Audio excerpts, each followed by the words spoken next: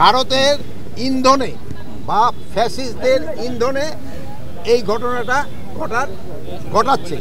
তা আমরা এটা যেন ঘটাতে না পারে এই জন্য আমরা আমাদের সর্বাত্মক ব্যবস্থা নিচ্ছি এবং আমাদের যে উপদেষ্টা মানে প্রদীপ ভাই আমাদের পার্বত্য চট্টগ্রামের যে উপদেষ্টা উনি ওই জায়গায় আছেন, উনি এই জিনিসটাও দেখতেছেন, উনি আইন শৃঙ্খলা বাহিনী এবং লোকাল লিডারদের সাথে কথা বলছেন।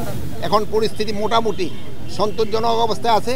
তো আপনারা জানেন কিছু সন্ত্রাসী পাহাড়ের উপরে থেকে তারা ফায়ার করছে এবং এই হাতিয়ারগুলি অনেক সময় বাইরে থেকে আসছে, যেটা আপনি ভাই বললেন। আমি অবশ্য দেশের নাম বলতে চাই না, আমার সাংবাদিক ভাই দেশের নামটা বলে দিচ্ছে। তা আপনারা এটা যেন প্রতিহত করতে হলে আপনাদের সবাই আমাদের সাহায্য এবং সহযোগিতা দরকার হবে।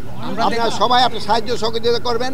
আরেকটা জিনিস হলো আপনারা সবচেয়ে বলবেন যে গতকাল থেকে কিন্তু আমাদের একটা বড় ধর্মীয় উৎসব শুরু হয়ে গেছে। এই উৎসবের সময় যেন কেউ কোনো ধরনের বিশৃঙ্খলা সৃষ্টি না করে, রাস্তাঘাট যেন বন্ধ না করে এবং এই পূজাটা যেন নির্বিঘ্নভাবে উদযাপন করতে পারে, এই ধরনের সবাইকে আমি বলবো সাহায্য সহযোগিতা করার জন্য। আটকে পড়া পর্যটকদের কিন্তু ম্যাক্সিমাম ফিরিয়ে নেওয়া আসে। Thank you.